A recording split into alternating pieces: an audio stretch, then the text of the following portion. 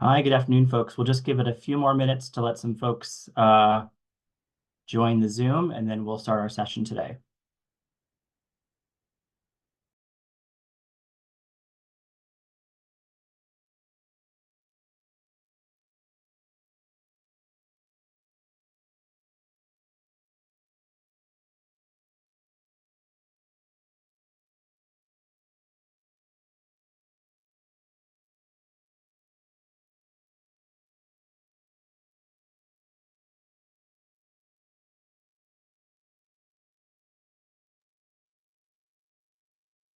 Well, good afternoon, everybody. It's great to see everyone. I think we're almost at a critical mass here. I know a few more folks will be coming in soon. My name is Brett Beckerson. I'm a senior director at the National Council, and I support our work with states around CCBHC. It's great to see everyone here today. You'll notice we have our new logo, our new PowerPoint. You should have also received an email around the website at SAMHSA, where you can find the S-TAC information and be able to reach out for more resources. We'll talk more about that soon, but just wanted to provide some gratitude for SAMHSA and their support, and for our team here at National Council for helping to make this happen. So not only are we giving you great content, but it looks a little better now too. So we're really grateful for all that. We can go to the next slide. So as always, have our disclaimer here. This presentation was made possible through funding from the Substance Abuse and Mental Health Services Administration, SAMHSA. Its contents are solely the responsibility of the authors and do not necessarily represent the official views, opinions, or policies of SAMHSA or the U.S. Department of Health and Human Services. Next slide. So today we're going to do a few things. We'll do some kind of welcome and housekeeping work. We'll do our part 2 of the state collected measures led by SAMHSA, and you'll be able to kind of hear more about this directly from them. Then our lead TA provider here, Jane King, will walk through how you can build that quality measurement program at the state level, giving some keen insights from her experience and some lessons learned along the way. We'll do a closeout, but before we do that, we'll also hear from another division of SAMHSA about their new policy academy focused on supported employment. So we'll be able to hear more about what that will look like later this summer and some of the opportunities for state officials there. We can go to the next slide. And with that, I'll pass it over to you, Peggy. Thank you, Brett, and thank you to everybody for letting me present for part of this meeting. I'm actually going to try and keep it as brief as I can because I think we are going to have questions at the end. So let me get started. I'm going to be talking about key aspects of the remaining required state collected BHC measures that I did not address last month. I'll be discussing the 3 follow-up after hospitalization and follow-up after ED visit measures, the initiation and engagement in substance use treatment measure, and the plan all-cause readmissions measure. I will not be discussing the 2 optional state collected measures, both of which are child behavioral health measures, and they are required for reporting in the Medicaid core set at the state level. And often when they're reported at the CCBHC level, the denominators tend to be really small. So I'm also going to skip aspects of the slides, but you will have the slides. So the information that I don't present out loud will be on the slides for you. I want to make sure that you have sufficient time to hear from the National Council on building out a quality measure program.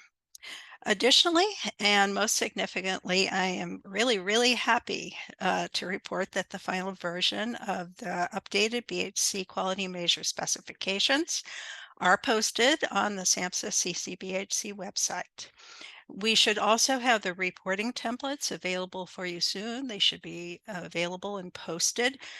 We are just waiting on the final word from OMB on approval of that. So that's really good news from my perspective anyway. Okay, next slide, please. So we have our first poll here. Please indicate who you are representing. You can select 2 best answers if you need to. An existing 223 demonstration state, a current 223 planning grant state, our former planning grant state that wasn't selected in 2016, an independent state CCBHC initiative under Medicaid, any other state, territory, or tribal entity. None of the above.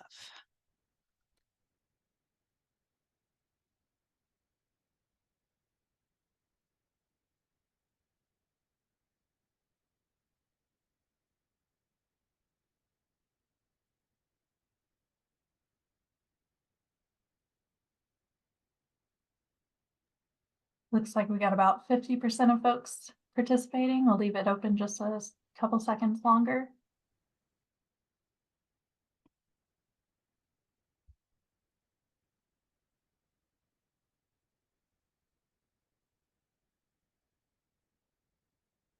Okay, oh, still going.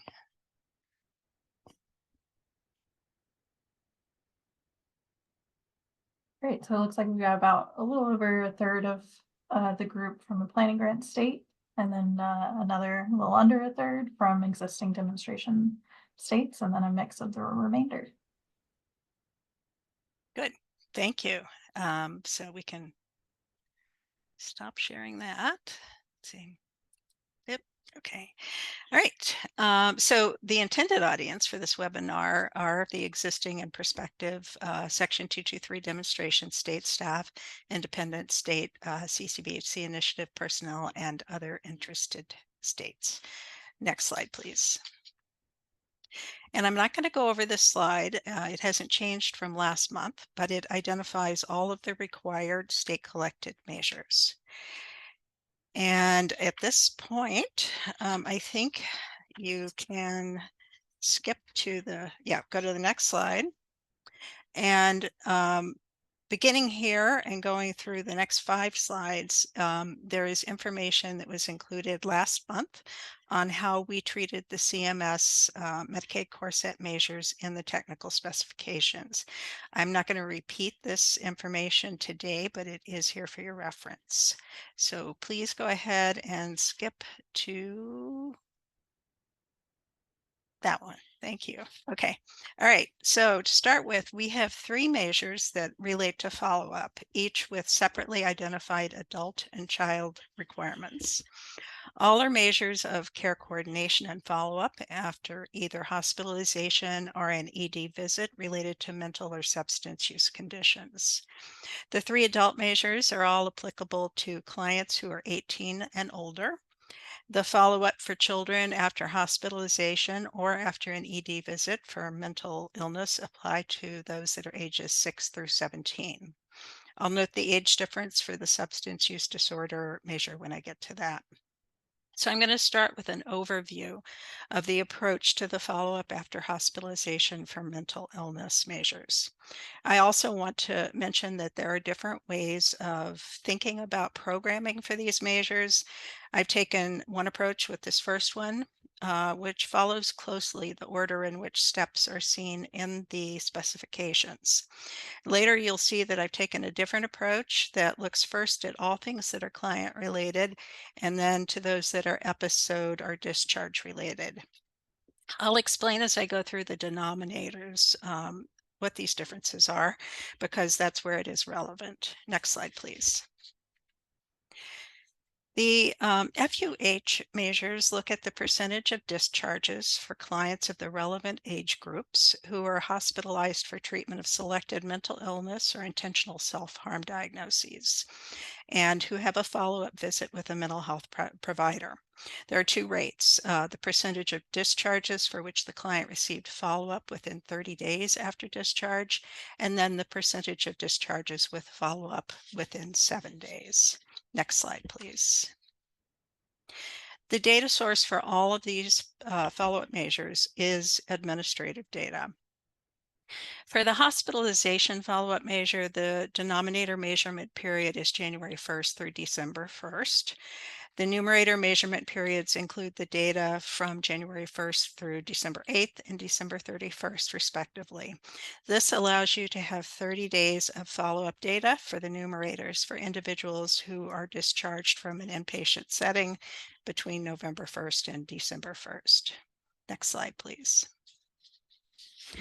And this is a very full slide. I apologize. The denominator for the follow-up after hospitalization measure begins by including anyone who received a CCBHC service during the measurement year who's in the relevant age range, as that is more fully defined in the specs. And as a reminder, the bold in these slides for the denominator and the numerator indicate that the specs contain much more information than I'm able to put on a slide or share with you today. Secondly, you'll only include those who have continuous enrollment in Medicaid with specific types of benefits dependent upon the measure from the relevant discharge through 30 days after, with no allowable gaps in coverage during that time, because you want to have coverage for the entire potential follow-up period.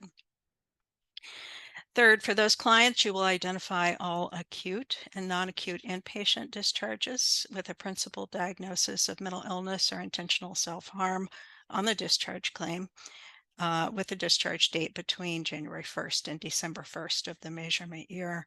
Your programmers will identify all discharge dates for each client. There may be multiple discharges per client over the course of the year, and they can be those multiple discharges can be counted, although there are limitations on that.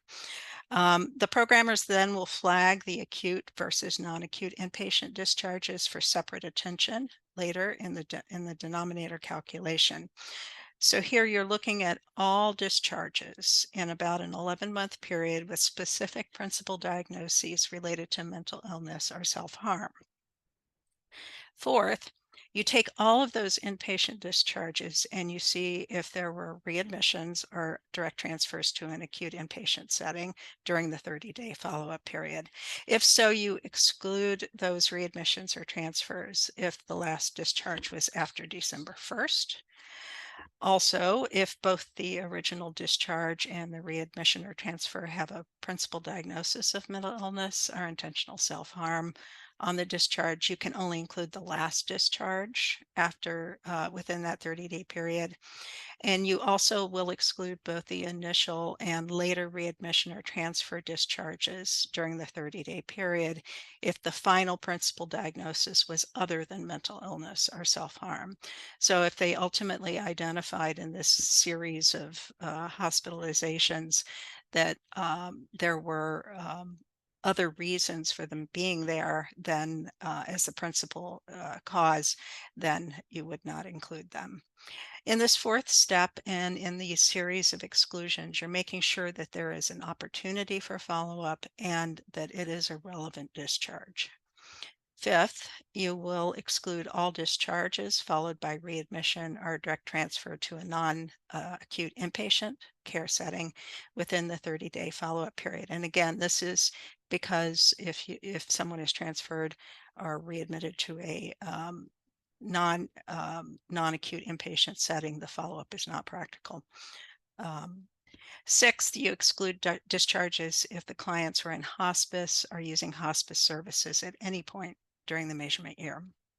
And here you'll see hopefully that in following the order of criteria in the specifications, I forced you to revisit the client with whom you started after you had already shifted to focusing on discharges.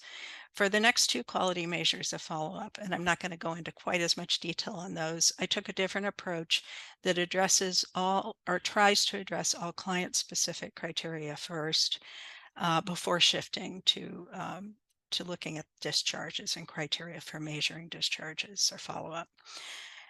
So for the next two quality measures, I look at all client-specific criteria first and then shift to the discharge criteria.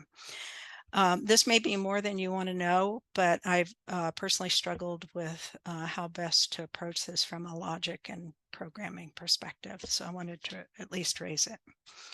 Next slide, please. So for the numerators, out of those who are in the denominator, you take all of those discharges that are in the final denominator and you determine if there was an appropriate visit within 7 and 30 days. And so for these hospitalization measures, but not the upcoming ED measures, you exclude outpatient visits that occur on the same day as the inpatient discharge.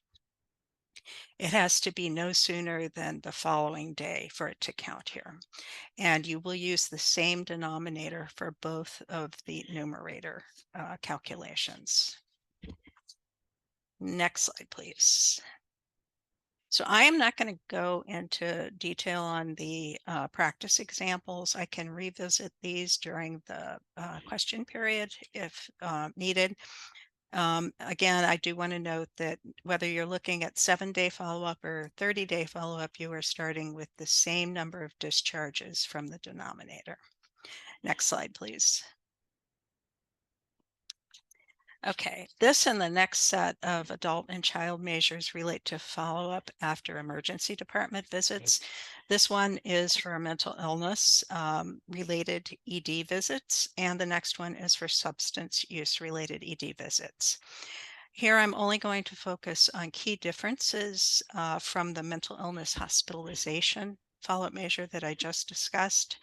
So next slide, please.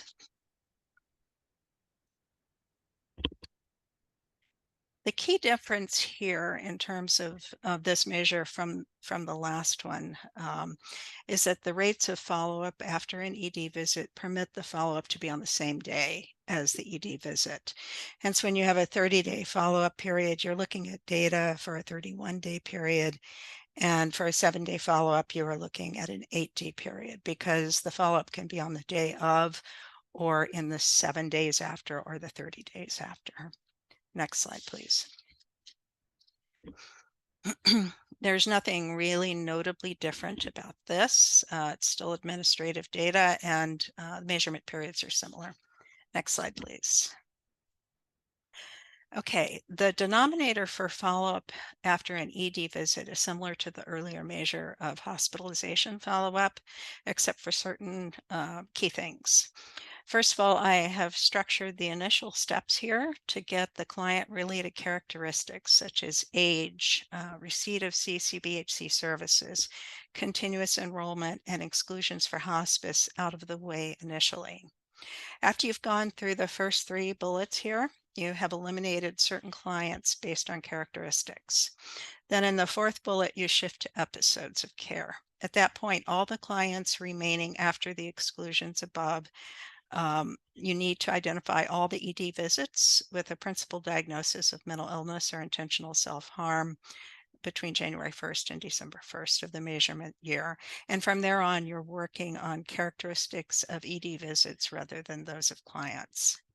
After that, you focus on identifying eligible ED visits. Those exclude ones that result in an inpatient stay or where there's an inpatient stay within the 31 total days of the ED visit.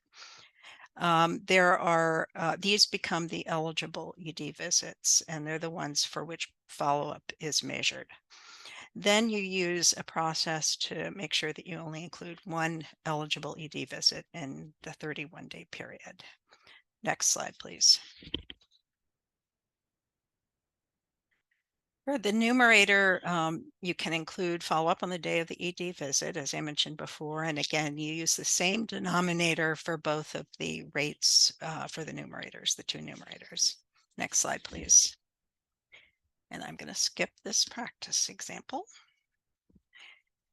And here we are, follow-up after an emergency department visit for substance use. And you will see here that the age for non-adults is ages 13 through 17, unlike the 2 previous measures where it was ages 6 through 17. Next slide, please. So you can skip this slide and the next slide because there's not a lot, if anything, that's different.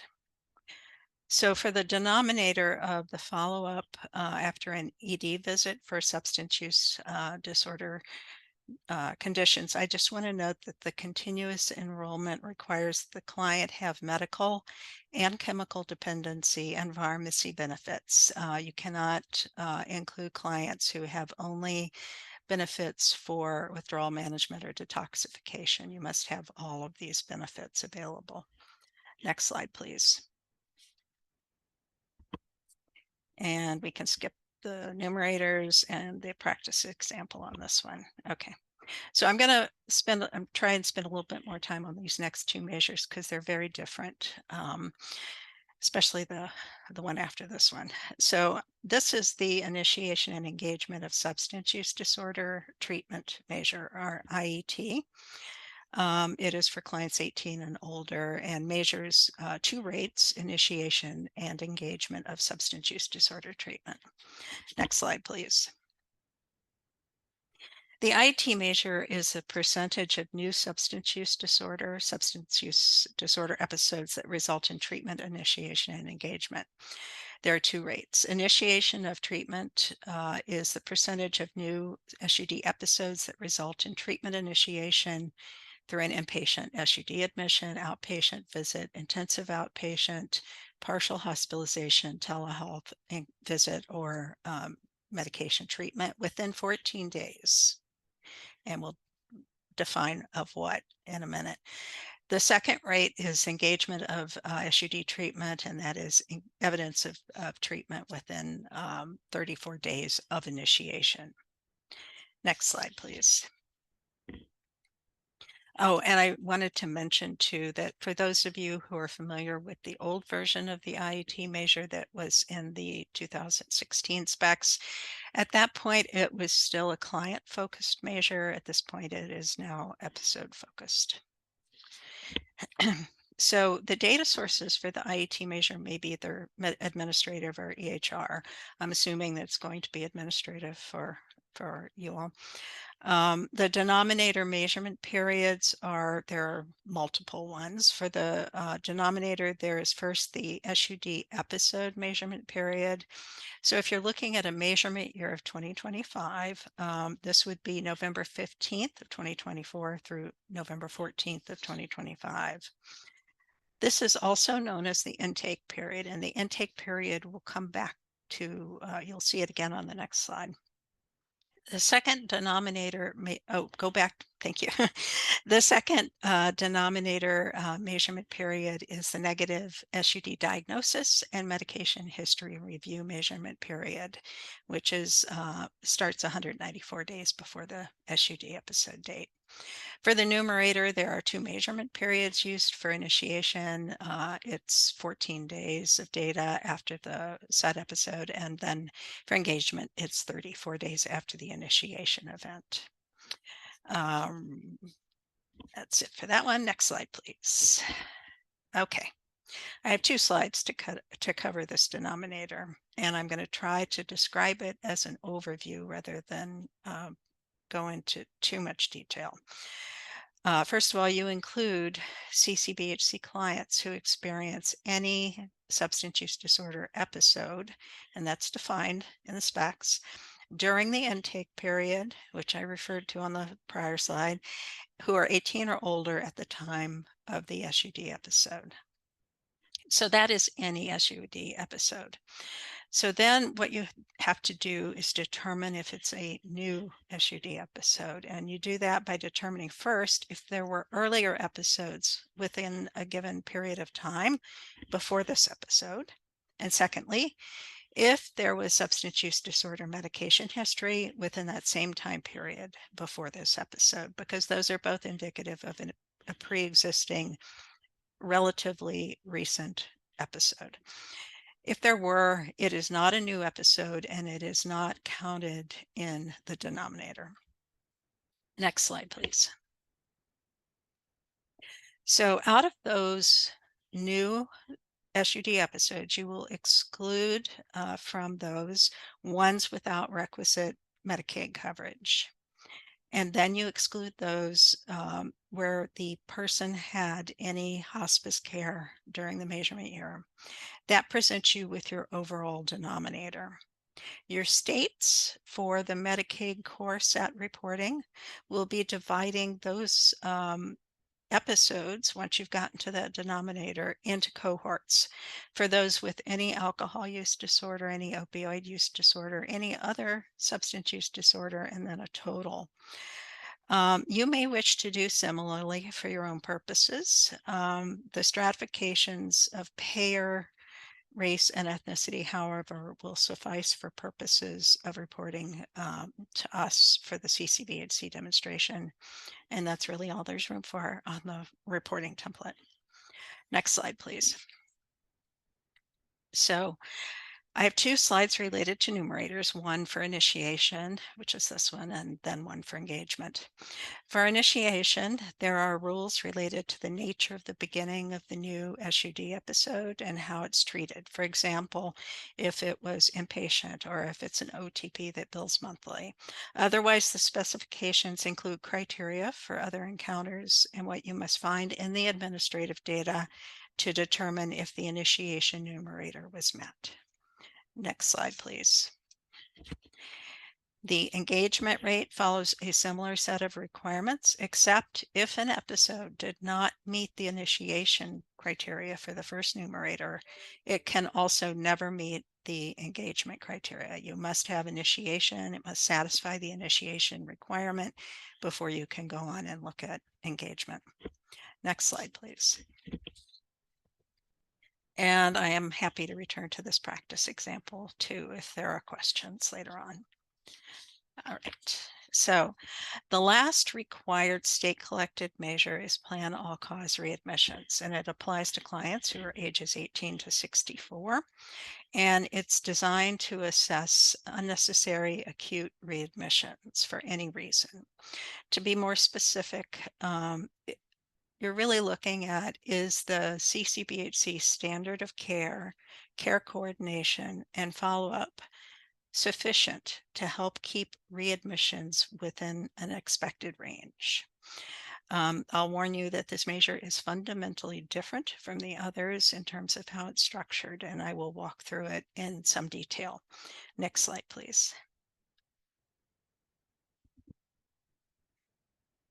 PCR is for clients ages 18 to 64, the number of acute inpatient and observation stays during the measurement year that were followed by an unplanned acute readmission for any diagnosis within 30 days and the predicted probability of an acute readmission. Data are reported in the categories of count of index hospital stays, or IHS, count of observed 30-day readmissions, and count of expected 30-day readmissions. Next slide, please.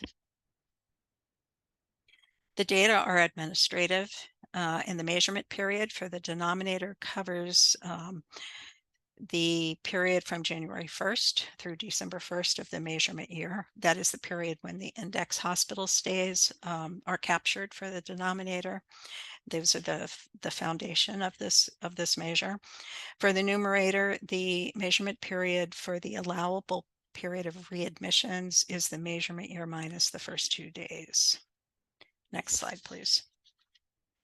Okay, this PCR table, and that's what I'll call it going forward, is the PCR table, is included in the specs, and I'm going to try and break it down for you as we go through its components. And you'll see here that aside from the first column of total, you have 9 columns. The first 3 we'll talk about in one bunch on the next slide. The second 3, so numbers 4 through 6, we'll talk about after that. And then 7 through 9 will be talked about at the end. So 3 different batches, and we'll start with the first. So if you can go to the next slide, please. Column 1 of the PCR table is the count of index hospital stays. So there are many rules on this slide about how you determine the index hospital stay. I'm going to draw your attention to the second from the bottom bullet. And at that point in the process, you will be removing what are called outlier clients, and that's defined in the specification. I believe that it is a given an extra large number of readmissions, 4, I believe, within a certain period of time. And in a later step, you're going to report those individuals as outliers. So we will come back to that in a later slide. But overall, we're again dealing with a measure that focuses on discharges or episodes rather than on clients. Also, for this measure, we are only going to be asking for stratification by payer, not including race and ethnicity, which are on all the other measures. So this is column 1. These are the index hospital stays. This is the very first hospital stay for which there might be readmission. Next slide, please. Okay, so then you move on to identifying the count of observed 30-day readmissions. That's for column 2 of the PCR table. And after you have that, and then you had column 1, the index hospital stays, you can calculate the observed readmission rate for column 3 of the PCR table.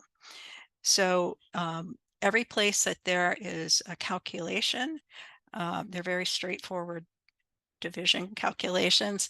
We put them into the light blue boxes at the bottom of the slide. So what we have done essentially is we've gone through the index hospital stay, the observed readmissions. So those are actual data. And then you have a calculation of an observed readmission rate. Next slide, please.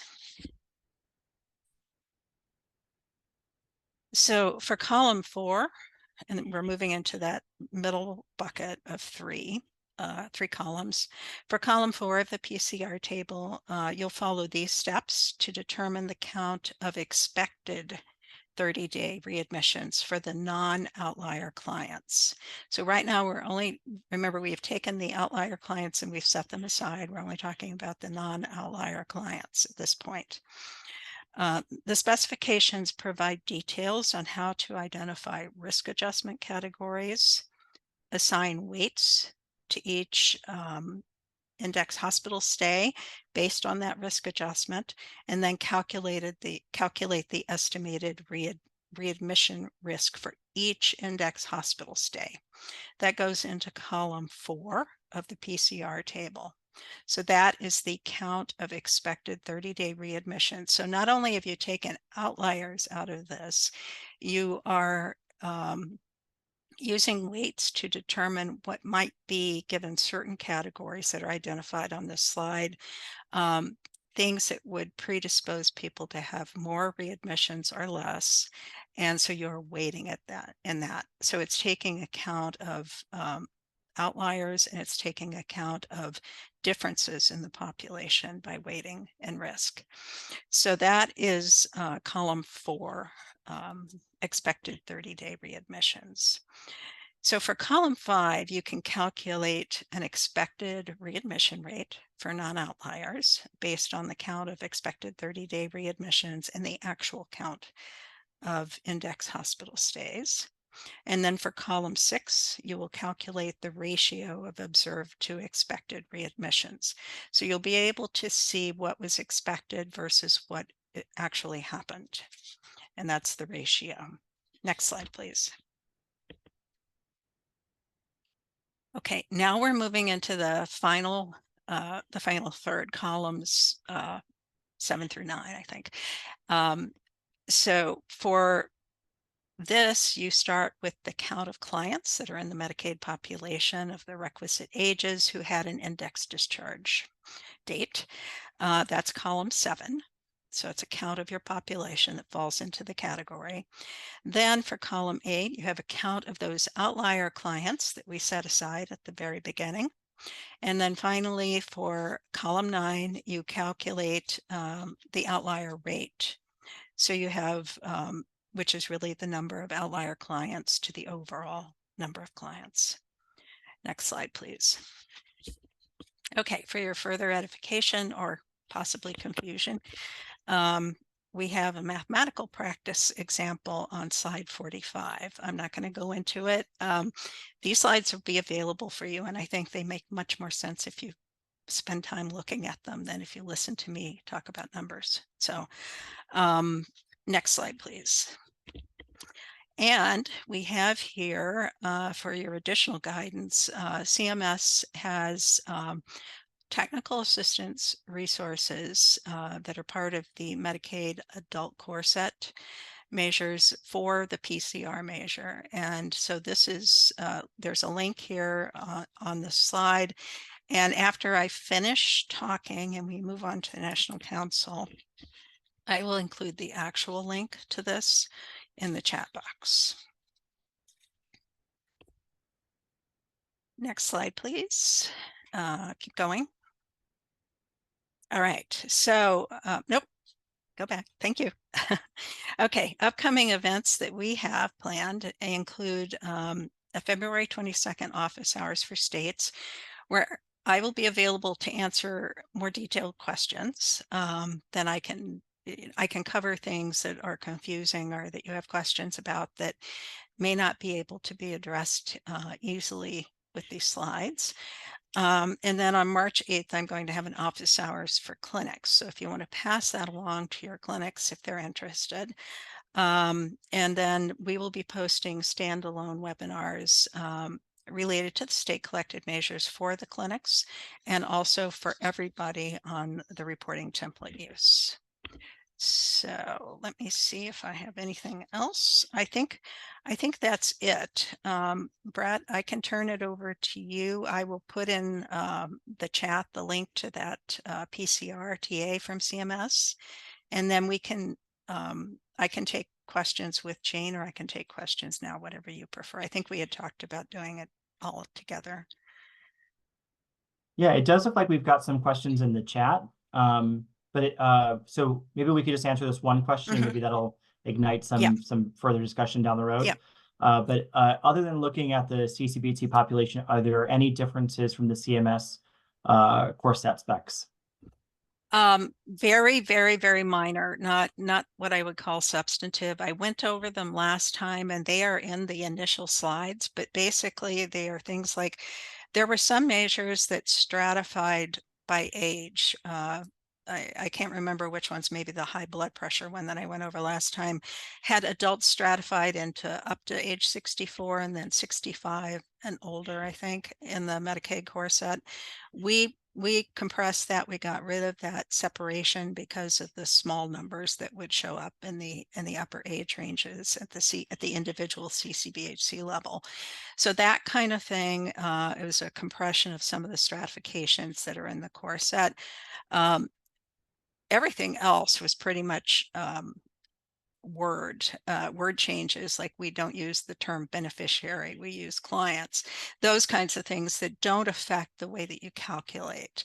The other thing I'll say that I mentioned several times last time is there are instances where there may be exclusions from some of the denominators that are optional, like say frailty is one of the ones that come to mind from last month. And what you should be doing is you should be doing whatever your state Medicaid core set is doing. So you're going to be following the same programming in those instances where there's options as to exclusions. So in general, aside from going down to the CCBHC level, there are minimal changes from the core sets, and that was our goal.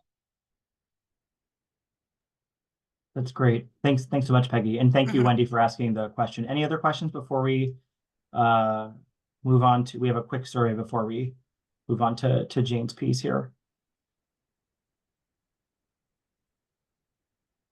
No, I think we're good. Okay, so we've got one more poll here. Peggy, did you want to read this? Or I can, I can take that. In the last 90 minutes, or actually it hasn't been that long, I don't think, I have learned a lot of useful new information, some useful new information, very little new information, not sure, or other. So please enter it in the poll, not the chat.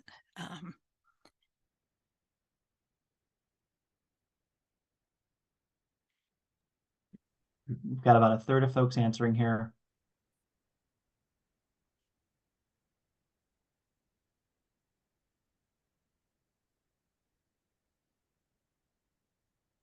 We're just past 50%. Let's see if we get a few more folks in.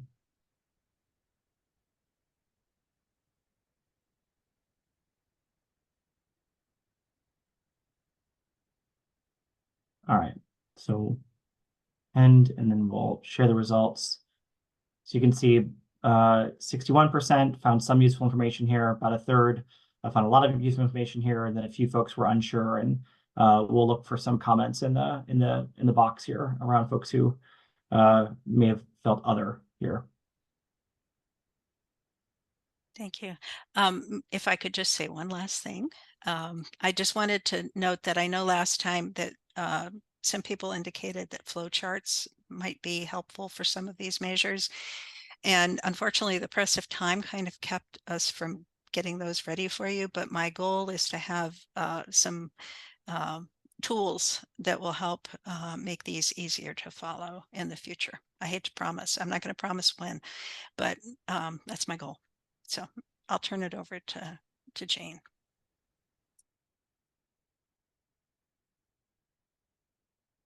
Great. And Jane, we'll pass it to you. Sounds good. Thank you. And I am going to follow in Peggy's path here to have many, many slides, but get through them very quickly. So much like what she is doing in her slides, providing an enormous amount of information for all of you, but I'm just going to go through a few things on each of the slides. But that way, when you get the slides, you have what you need. So let's go ahead and go to the next slide. Thanks. So I did a lot of thinking about what a state needs to do when they're establishing a quality measurement program. So Peggy is taking you through all the technical specifications for the measures themselves. And that what I'm going to do is talk to you about what you need to be thinking of if you're a planning grant state, or if you're a state that's just thinking about CCBHC but wanting to start planning forward for potentially joining the demonstration or having your own independent establishment of CCBHC. But just some considerations, tips and tricks, things that will help you as you set up your program. So first, I wanted to put in here a bit about what's in the criteria, because it's always good to have a bit of a resource available to you about what's in the criteria. So just to highlight what's in here, know that for the demonstration, states will be reporting annually to SAMHSA, and the Section 223 demonstration clinics who are certified in your demonstration states, they need to report their quality measures to their state, to you, 9 months or within 9 months after the end of the measurement year. And then just as an FYI, CCBHCEs, which are the expansion grant recipients, they also are reporting quality measures, but they report it directly to SAMHSA. And then just remember that all of these state collected measures are for Medicaid enrollees. Next slide. Continuing on from the criteria, just know that if you are intending to be in the demonstration, you will have to advise SAMHSA about which of the optional measures you will decide to require in your state. So there's a list of required outcome measures and then some optional ones. So you do have to let SAMHSA know which ones you choose. And then when you, as a state, submit these to SAMHSA, it has to be one single submission, and it's due 12 months after the end of the measurement year. And it is a really good idea for the states who are in the demonstration to be able to inform their clinics about their progress in terms of those state collected measures throughout the measurement year. Next slide.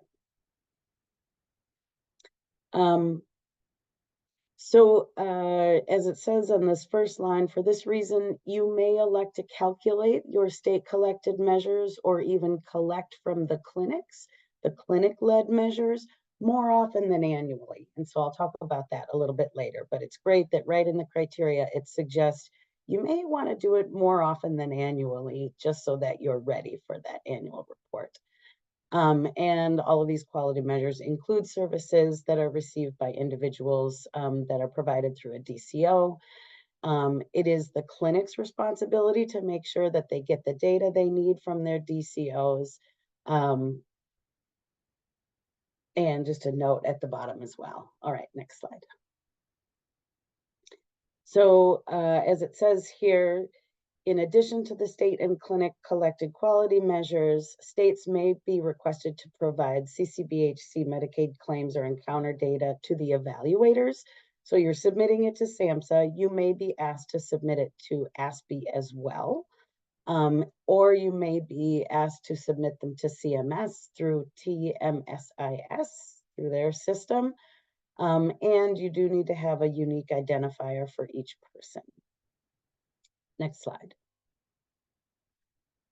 So it is highly recommended, strongly preferred, as it says here, that you have clinic site identifiers so that you're able to differentiate between different locations of the clinic, but also to have an understanding of a whole clinic. So that's something to consider. Also, as part of quality measurement, there is the opportunity, or I should say the requirement, to submit cost reports to CMS. So not only are you working on the cost reports that set the initial rates, but also the actual cost reports that are done at the end of a measurement year. And any CCBHCs who are participating in the demo are also required to submit to ASPE if they are asked particular questions about the demonstration. Next slide. Still in the criteria, now in 5A4, this is again saying that clinics must submit cost reports with supporting data within 6 months after the end of each demonstration year. And the clinics do need to be certified by the state to complete a cost report and to receive a payment. Next slide. All right, so I know Peggy has already gone through a lot of this in detail, but I wanted to just have a couple slides that summarize the measures that are listed in the SAMHSA criteria, just so you have them all in one place. So there are clinic collected measures, which are clearly things that the clinics will collect out of their electronic health records. There are 5 required measures, and then there are 6 optional measures that a state could choose to require for their clinics. And if a state does choose to require those, you do need to let SAMHSA know which ones. Next slide. Same thing here, but this is about the state collected measures. So these are the ones that all of you will be pulling out of your Medicaid claims data. So there's 2 boxes there of the required state collected measures. There's 13 of them. And then there are 2 optional ones that your state may choose to add to your quality measurement program. And again, if you do need to inform SAMHSA of those measures. Next slide. All right, so this is where I wanted to spend a little bit more time of not just providing information that you can get elsewhere, but just some ideas that I've collected throughout the years, either from when I worked for the state of Minnesota, but also working with so many of the demonstration states, as well as Kansas and Texas on their independent implementations.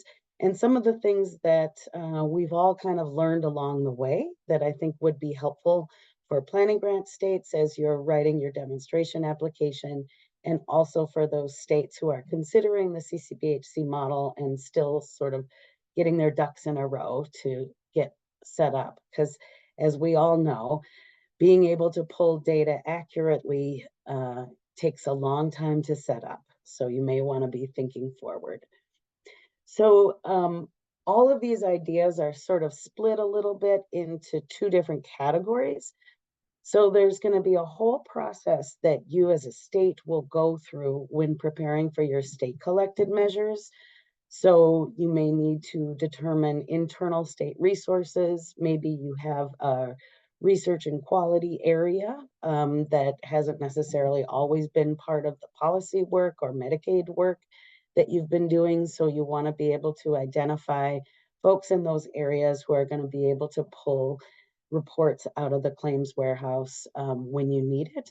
And then also think ahead for not only will you need to collect and report that data, but you're going to want to analyze it as well.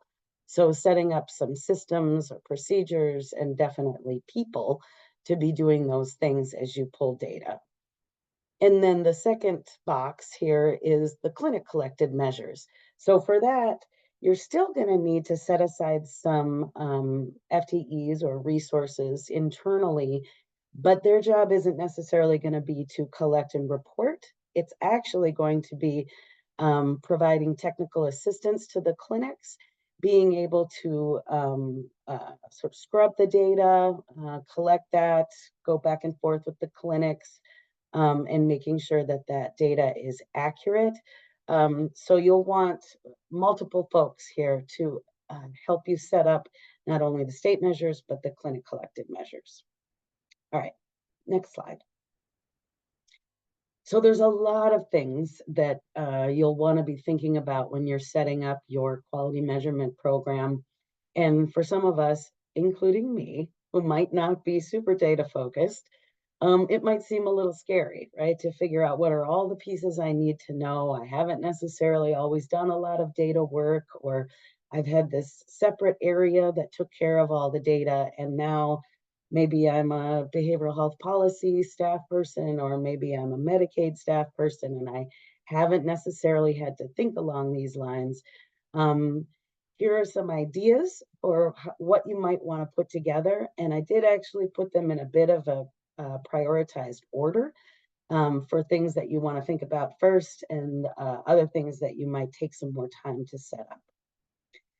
So for anyone who is data driven, they will tell you that your best bet for setting up a strong quality measurement program is to first establish goals.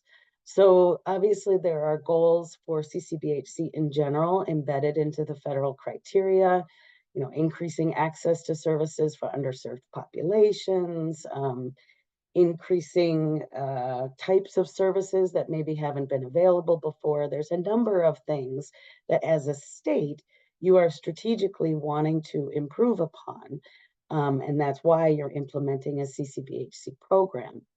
There might also be some specific things that you've been wanting to address in the state that you're hoping CCBHC will help you accomplish. So take some time before going through all the operational work to set up all the collection and reporting.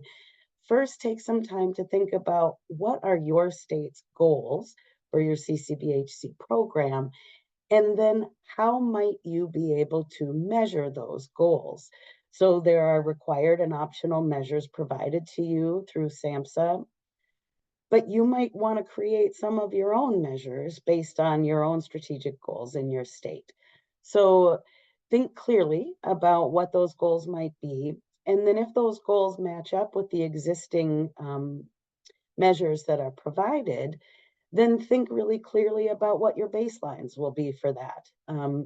Maybe you run some numbers and find that you know, your state has actually been doing a pretty good job on one of the measures. So you might set some baselines that are pretty high, and then some thresholds for achievement that are even higher. Or it might be that you're establishing new goals, and so you're going to work back from those goals to develop an evaluation plan to know if you're meeting those goals.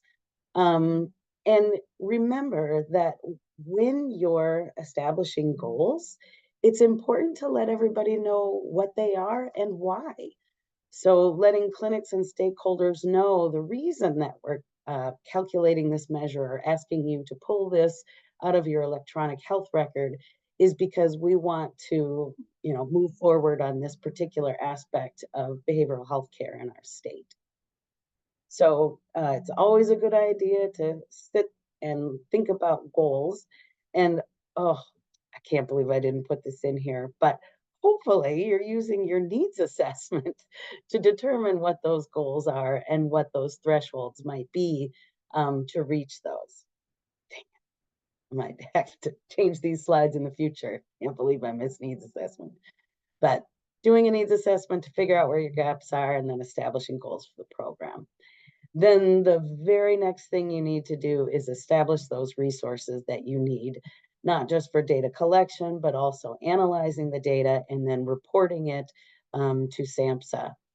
So one thing that Peggy pointed out to me, because I did ask her for some ideas for this presentation, she said, notice that 90% of these quality measures are from the new mandated core set, the Medicaid core set, because they want to have uniformity. So make sure that you are aligning with, or if you need to, modifying systems you already have in place for collecting the Medicaid core set. You don't want to reinvent wheels, start from scratch, all of those concepts. You want to build upon what you're already doing well and take the opportunity to improve something that you're wanting to do better. So hopefully you are able to get some funding through maybe the legislation that was passed to provide the authority to apply for the demonstration. There are some states who their legislation embedded into that was how many FTEs the state could gain in order to accomplish the goals of CCBHC, but in particular, how you'll be analyzing the data. You may be looking at internal resources for data analysis, but you could also consider an external evaluator. There are a number of demonstration states who contracted with evaluators, and that can be incredibly helpful because if you find ones that have excellent experience with claims data reporting and how clinics are able to pull information out of their EHRs, that would be a total score, right? And if you don't have the internal resources to do this work, having an experienced external evaluator could really save you time, effort, and money in the long run. Next slide. Now, the next piece that you're going to be thinking about is all of the programming work that's going to need to happen. And if it's anything like the state I worked for, you probably already have quite a queue of updates to your MMIS or claiming system. And so you got to kind of get in early and be able to negotiate the priority of making changes to MMIS or other systems. So as you're thinking through those updates to MMIS, think about all the pieces you're going to need to understand about the data. So think about that a claims process starts with that a clinic puts a code into their EHR, right? And there might be codes and modifiers. There might be provider IDs, specialty codes, all those kinds of things that the clinic will put into that claim. Then it'll go into a billing module. It'll get sent into a clearinghouse. From there, it goes to a claims engine like MMIS or MCO, depending on if you're doing it yourself or through managed care. And so think about all the steps in that process and all of the information you want to make sure you're getting at each step, knowing about how many modifiers your MCOs can process and things like that. You're going to be making some decisions about using a T1040 code that's provided for CCBHC that allows you to do grouped billing or shadow billing. You might choose to use billing codes as they currently exist in your Medicaid program. Maybe you're adding modifiers. Maybe you're using specialty codes, which allow you to aggregate the data in a different way. So maybe you want to look at the whole CCBHC program, or maybe you want to look at a particular clinic. Or maybe you want to look at services provided in particular clinics or group of clinics. So thinking that through ahead of time allows you to set up the billing structure that you'll need in order to collect the data that you need for SAMHSA. So every system is different. Every state does things a bit differently. In Minnesota, we use the existing billing codes and then added some modifiers. We had some provider IDs that were specialized. Other states have used specialty codes so that they can pull the data together for all of the CCBHCs. It might be provider types or new NPIs for your clinics, just to help you aggregate that data. So lots to think through on that, and your specific data analysts in your health research and quality, or whatever it's called at your state. Those people are experts in this, and the more you can think ahead on this, the less work you'll have to go back and rearrange things in order to get the information you need. Also be thinking about TPL or third-party claims, Medicare, Medicaid. There's lots of ways in which you'll need to understand ways that clinics have been paid for things. Another important piece of this, notice that we put collaboratively determined claiming system architecture. So not only are you collaborating with internal data analysts and MMIS staff, but you should absolutely be working collaboratively with your CCBHCs on this process as well. There was a lot that we learned from the demonstration clinics in Minnesota, because they understood their EHRs better than we did. And so sometimes we said it should go this way, and then they would say, well, it turns out it can't work that way in our systems. And so to be able to catch all those things early is really important. It's also an opportunity to build that buy-in. So the more collaborative you are with the clinics to build these things, the easier it will be to implement all of it, and less explanation and buy-in needed, because everybody's going to be involved in the process. Obviously, clinics don't get to make decisions or final decisions about anything that the state is administering, but it is always helpful to get as much input from all stakeholders as possible. And something that's really important for the managed care states is you should also be working early and often with your managed care organizations. They have specific needs for their claims processing systems. As I said, some MCOs can only handle a couple of modifiers. So if you've got 4 modifiers on there, you're not going to get that data once it goes through. That was my dog had something to say about that. They're going to have, they can't process all 4 modifiers. So when it goes through the claim system and into your data warehouse, it's only going to have 2 modifiers. And if you were using modifiers to aggregate your data, then you might lose out. So it's important to make sure that you're working with clinics and managed care to make sure that these systems are going to work. And then once you've got the whole plan in place, then get in that queue and get those programming changes made in MMIS. And note that not only is this important for data collection, this is also important for payment of the PPS. So ideally, you would want to be paying that PPS up front. Some of the demonstration states did a wrap payment process, sort of making clinics whole at the end of the month for their PPSs. So think about not only data, but also PPS payment when you're reconfiguring your MMIS. Next slide. All right, so I sort of said this already, but I wanted to have a whole section on it, which is how crucial it is to have consistent and collaborative communication with stakeholders around CCBHC.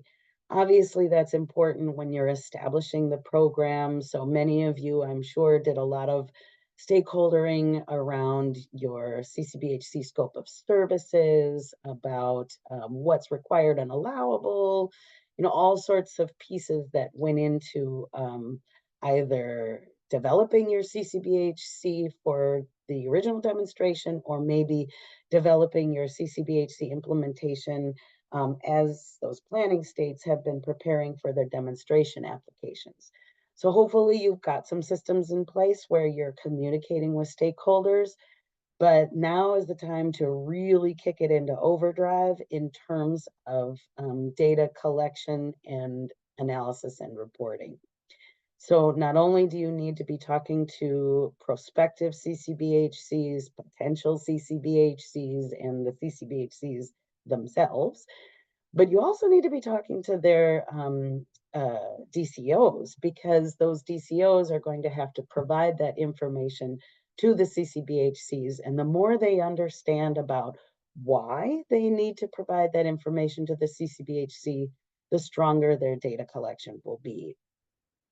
Also listed here is associations. So there are quite a few demonstration states who built partnerships with their mental health or substance use or even primary care associations as they were establishing their program. So you may have a partnership in your state that's very tight with your local associations, or maybe it has not been a very tight relationship, but it will need to be because you're going to be working individually with clinics, but sometimes those associations can be a wonderful resource for the state to move things forward and to be able to provide group technical assistance. So building those strong relationships with associations will allow the state to move things through with clinics sometimes faster. So I already mentioned the importance of building relationships with your managed care organizations as you're implementing, but many states early on in the demonstration also built relationships with electronic health record vendors. Many of those vendors were just learning about the quality measures themselves way back in 2016 or 2017. But now to see that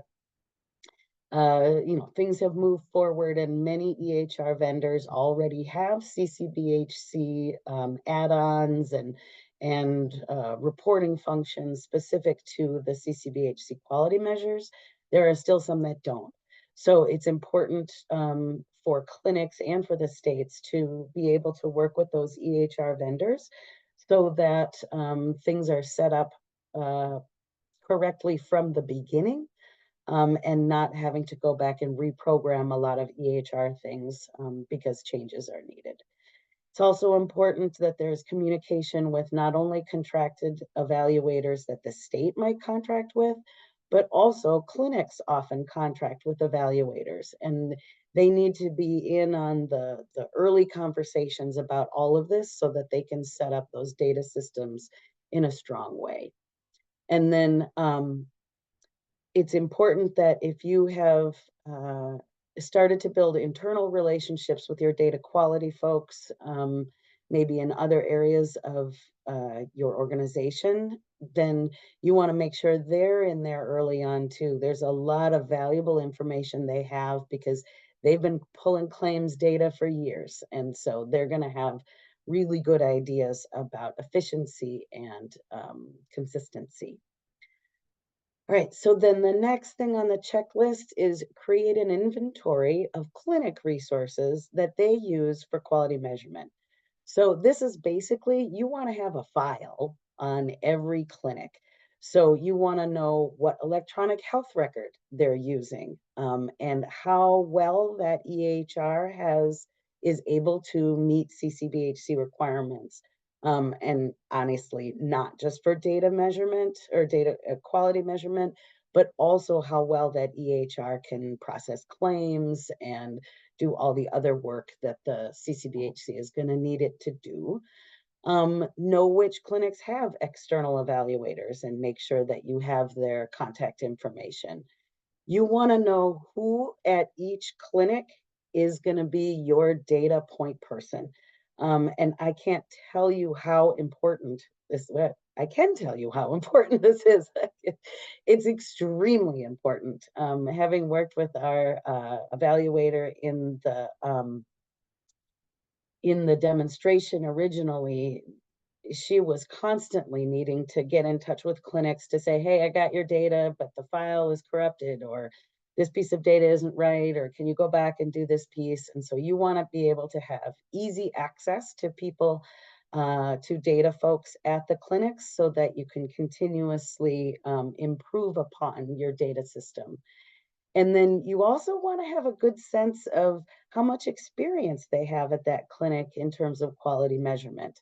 Some demonstration clinics are going to be pros at this. They're a data-driven organization, and they've been using dashboards for a long time. You're going to find there are other CCBHCs who have amazing qualities, but being data-driven is not necessarily one of them.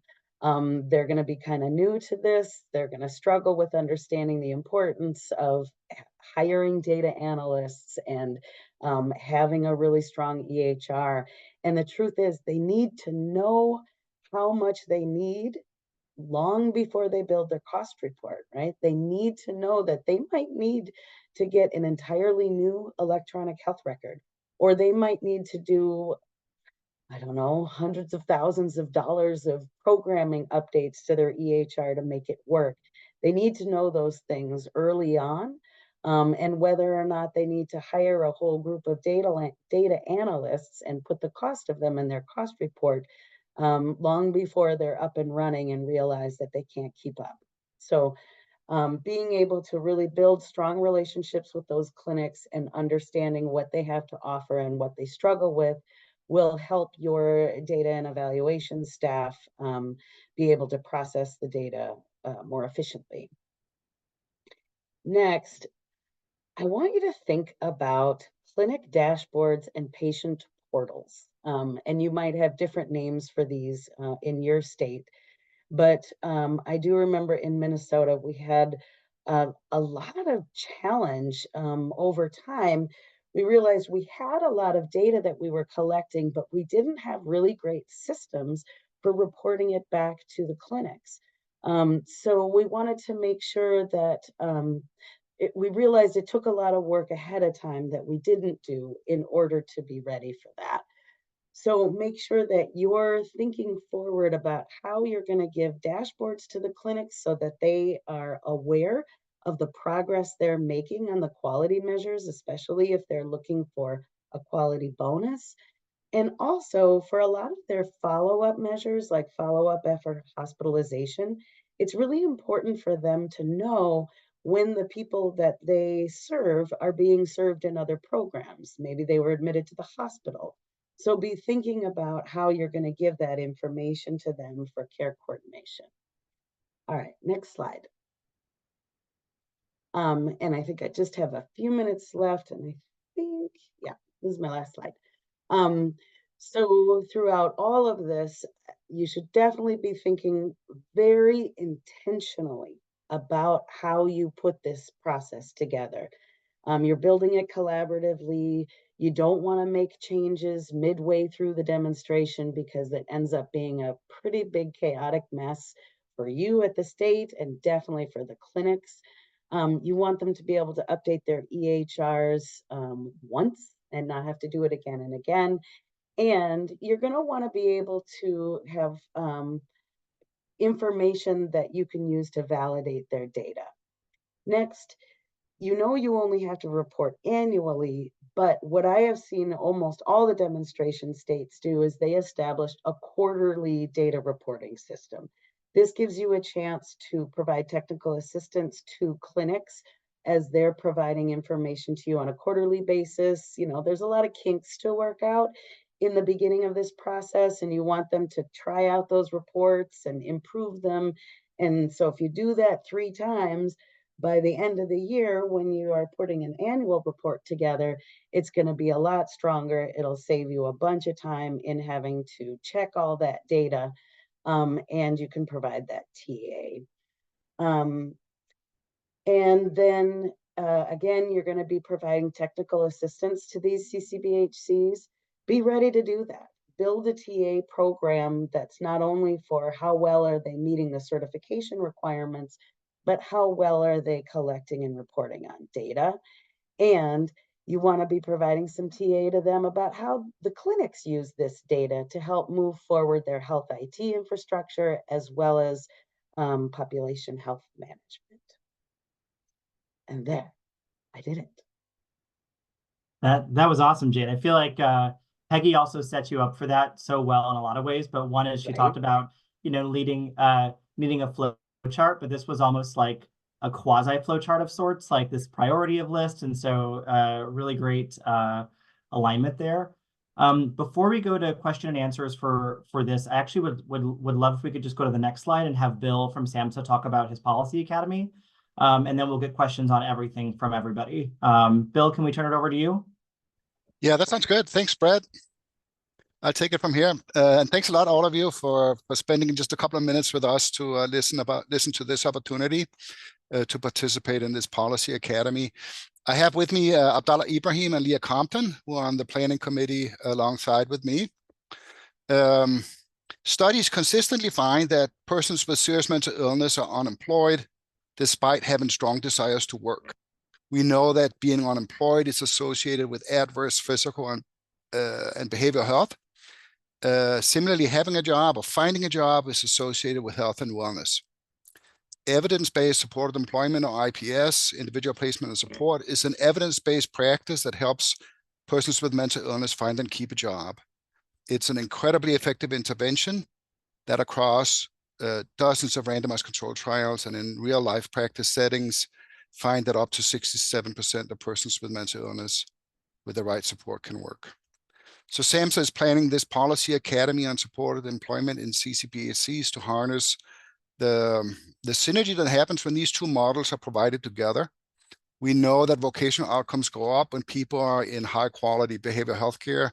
And similarly, we know that treatment engagement and treatment outcomes goes up when people are enrolled in supported employment. So we are soliciting application right now until March 1st, 2024. And I think we will drop the application in the chat here that you can take a look at. Based on the needs of the states that are selected to participate, we will tailor an agenda with our federal partners and national leaders in the field.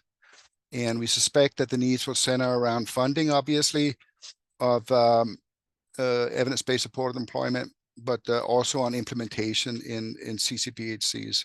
So we've already started talking to CMS, the Administration for Community Living, and others about these presentations. The Policy Academy will culminate with each state developing a plan to best implement supported employment in their CCBHC program. And as you can see on this save the date, the Academy will take place on August 14 to 16 of this year here at SAMHSA headquarters in Rockville, Maryland. We will cover all expenses related to travel, lodging, food for up to 8 participants from each state. And we'll have room for 6 to 8 states in this program. I think that's it. If you have any questions, you can reach out to us. Our contact information is on the save the date. It's on the application. And we hope that all of you can help frame the value of this policy academy and help determine if this is a good fit for your state. And then I just want to thank you for your time and hope to see you in August. Thanks, Brett. Great. And we've got a little poll here for folks too. Hopefully you guys can see that. And if somebody could also comment in the chat that they received those 2 documents that I uploaded in there. I just want to make sure that those came through. Let us know if folks are interested and if those documents came through, and then we'll send those in an email afterwards as well. But we're just trying to make sure we can get a good understanding of folks who are interested. Oh, perfect. Thank you, Jessica. Hey, Brett, if I could just jump in, I just want to do a quick plug for the Policy Academy too, just piggybacking on what Bill said, if that's all right. So I know you're all aware, and I think Bill already covered some of this, but there's a new requirement going into effect in July for most CCBHCs for them to have a supported employment program as a part of their CCBHC model. I think states are in a unique opportunity to not only have CCBHCs implement a supported employment program, but to implement a evidence-based supported employment program. And so states can specify that as a part of your discretion setting up CCBHC programs. And so This is a really important area, as Bill mentioned, not only for improving the economic prospects and integration of people with serious mental illness, but across the board, this has been shown to improve health and other outcomes as well, getting people into employment. And so this is just a really important area for SAMHSA. If you look at the numbers of people who are eligible for these programs in SAMHSA's URS data, it's in very small percentage, 1 to 2% of people using these programs, when much larger percentages could benefit from them. So this is really important area. It's a priority for SAMHSA. I think a lot of states are interested in this, and I realize that you're all very, very busy, and the thought of taking one more thing on is maybe overwhelming, but I just would urge you to really seriously consider it.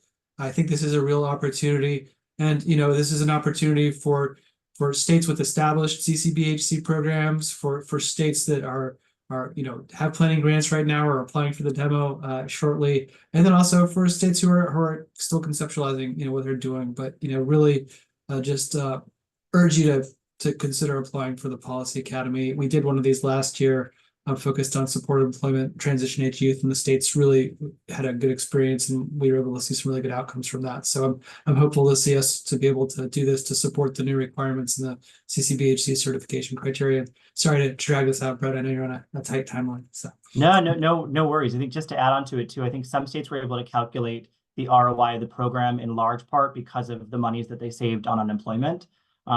So this is something that we can kind of look at and see where and how it can help to support overarching goals for your state too, financially and otherwise. But it looks like about 90% of the people who are on this call are interested, Bill. So we'll be following up and seeing how we can interested or slightly interested. So we'll follow up and see how we can be helpful there. Thanks a lot, Brad. Appreciate it. Of course. Yeah. And with that, we can take the slides down and we can just do open discussion for folks if that's helpful with our 9 minutes left here. So any questions for Jane or Peggy, or even for Bill and others from SAMHSA too, if there's questions about the Policy Academy, happy to answer those. I did have one question come into the chat, Jane, while you were speaking. Maybe that'll ignite some conversation. So one question was, how can states collect measures claims outside of Medicaid, and is that recommended, and how would they go about doing that? I'm confused by that. So how would they collect claims for non-Medicaid? So yes, that should you only be collecting quality measures for just the Medicaid population? Here in Indiana, we collect encounter information from our providers, excuse me. And so we could potentially do the clinic collected measures, pull those from the data itself if we work with our CCBHCs, but we didn't know what the expectation was because you're supposed to be serving all the clients regardless of payer. And so do you look at quality for all of them regardless of payer if you can? So that was kind of the question. I can take a stab at that.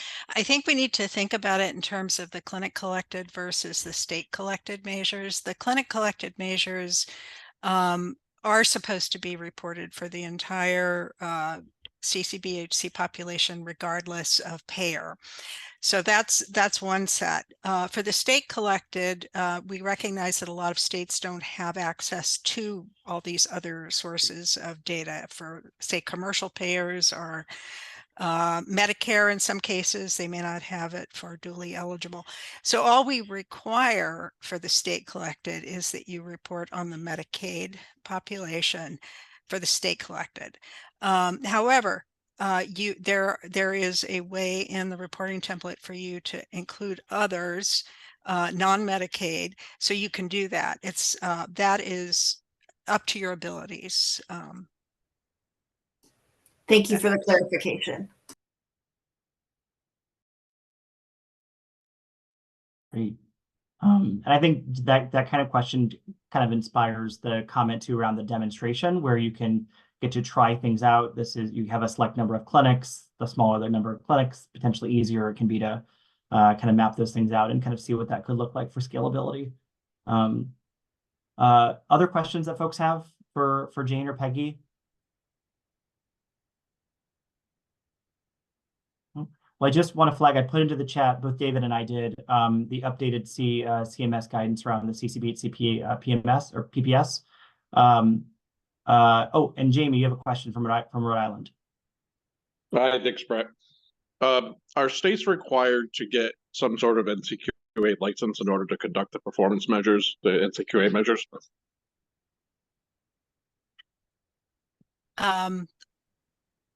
We have a license, and it covers, if you look at the disclaimer that's on the SAMHSA website that you have to read and click on before you can get into the specs, who it applies to. And I'm not going to give legal advice on this call, but look at it and have your legal people look at it. That's what I would say. Okay, thanks. We conduct the measures now for the health home core set, and we thought it would be similar, but I didn't see the same language when we log into MacPro for the health home core set for CCBHC. What can I say? Okay.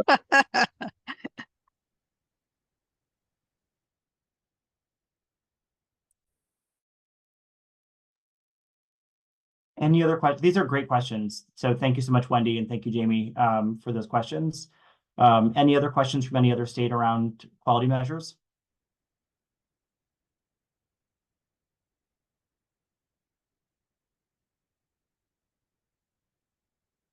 Great. Well, with that, so just one note that you should not be receiving any more emails from me with our updated slide deck, our updated website. We are formalizing our email process. I also looked back and I saw that in the 2.5 years we've been doing this work, we've engaged with over 700 state officials from all 56 states and territories. So it's pretty huge. We're grateful for all the things that you all do and all the engagement that we've had from you all, but that's too many folks for me to just email on the regular. So we're going to more formalize that process. So you'll see this coming through where that. You also see a few more folks more engaged. So just putting that flag there for you all, but still email us as much as you want to provide any help and support as we can. Okay. And with that, I think we'll close out. Thanks so much, everyone. We'll see you next month. Thank you so much. Have a good one.